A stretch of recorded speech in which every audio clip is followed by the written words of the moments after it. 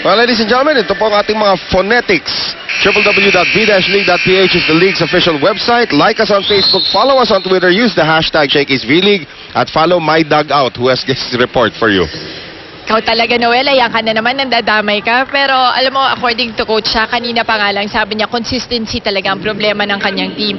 Up and down, on and off, yun ang sinasabi niya. At mukhang yan ang nangyayari ngayon dito sa larong to with FEU. Mukhang miss na miss nga talaga nila si Tony Basas na may importanteng klase kasi today.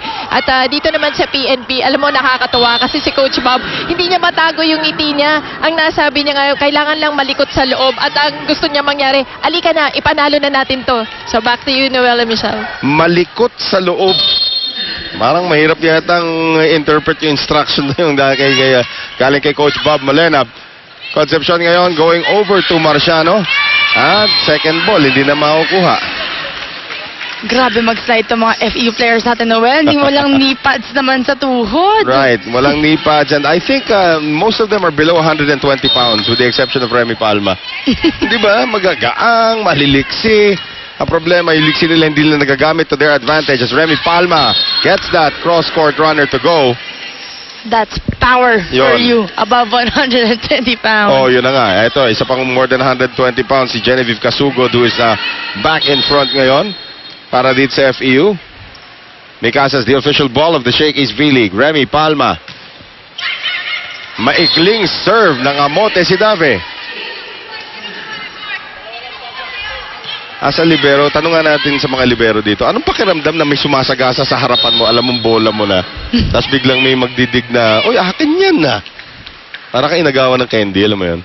Ayoko ng feeling na inaagawan ako ng kahit anong pagkain. Huwag natin muna pag-usapan ng delikado kang kasama pagdating dyan. Don't make me hungry. You don't like me when I'm hungry. Ika nga kay Michelle Gumabaw. May mga tao naman pag kulang sa tulog, doon naman siya nangangamote din. Meron tayong nakakilalang ganun. Pons. And Dave could not keep it alive. So lumaban na FEU at tumabla tayo dito. 9-all. Speaking of Twitter nga pala, si Tita Mosi, sundan nyo. My Dugout. At My Dugout. Sino ba naman hindi? Kasi mga followers Tita Mosi, lahat sinusundan. Yung keeper, yung 3D, di ba? Yung mga ganon. Pero of course, Gumabaw Michelle with 1L. With 1L. With 1L. Kailangan sabihin kasi may poser ka na 2Ls eh. Di ba? Gumabaw Michelle with 1L. Nabiktima ka ba? Hindi naman. Ay, alam ko talagang 1L. Actually, dati ko pa ina-advocate na, hoy, tamang spelling yung isang L na Michelle. Kaya nung magpalitan na naman kaagad tayo ng Twitter nun. Pero the thing is, may poser si Michelle Gumabaw, mga kaibigan. So, Gumabaw Michelle sa Twitter, pero isa lang ang L. Di ba? Yan lang susundan nyo. Siyempre ako, at Noel Zarate, isa lang ang Noel Zarate. Hindi totoo yun. Here's the serve by Palma. Concepcion. And, nakita mo talaga yung flicking of the wrist. Yan ang magandang training video sa mga gusto maging open spiker na bata. Watch Marciano play in the ShakeIsVLeague. Oo. Tied at 10. FEU showing the fight that we want to see from them dito sa ating third set. Labrador. Here's C. Quick set. Casugod. At si Casugod na mintis. Tumitibay na ang depensa sa likod ng FEU. Hindi lang si Agno ang nagko-contribute ngayon in terms of effort, pati na rin ang iba niyang teammate. And that's what you know about FEU and Adamson. These are the two teams of all of the college teams that I've watched. FEU and Adamson, talaga pagdating sa floor defense, tulungan talaga yan sa likuran.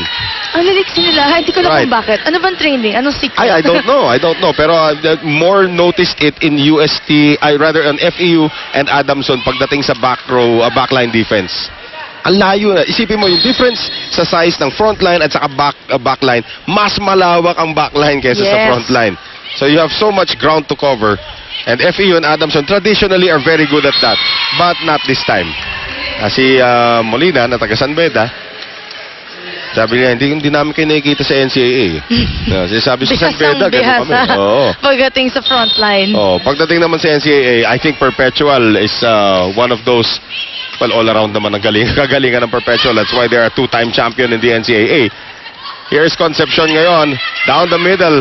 Misdirected shot there coming from Molina. Casugod, sinubukan din gayahin. Dave, Tadeo, nagbangga. Tadeo, gusto talaga kunin yung bola. Wala na pupunta sa kanya. Ito ngayon, Giselle C, long rally. Atienza off the block of Concepcion, and that's a good read there coming from Agno. Tied at 12. Ito na ang hinihintay natin since the first set. Ang dikitang laban ng PNP at FEU. Katanungan dyan, masusustain ba yan ng FEU? Kasi yung first set natin, relatively dikitan din yon. Pero at the end, PNP was able to pull away. Sang Muang. And that's a good read off the block by Dawson. So balik ang kalamangan dito sa PNP. If it's Fun Family Pizza, it's gotta be Shakey's. Chicken and Mojos, please. Tita Mosi, mahilig sa chicken and Mojos yan. Here's Atienza now from the open. Concepcion, back set. Christine Dave. Giselle C. Samantha Dawson. Eto si Kyla Atienza. Veronica Concepcion. Patchari Sangmang. Roll call ginagawa natin dito. Dawson. Turned back there by Sangmang. Kasugod. Yes! Minsan the most effective shot, Michelle, and you'll agree with this, the most effective shot is the simplest shot. Yes. Kita-kita natin sa ating replay brought to us by Rexona Anti-Perspirant Deodorant. It won't let you down. Kung kaya mong tapusin sa mas madaling paraan, Right. gawin mo. Tied at 13. Concepcion ngayon. Back set. Molina. Yuhulog. Andyan na yung floor defense ni Pons. Giselle C. gets it across. Concepcion. That's too near for Sang Muang. Dawson. Atienza. And Atienza scores in front of Tintaleo.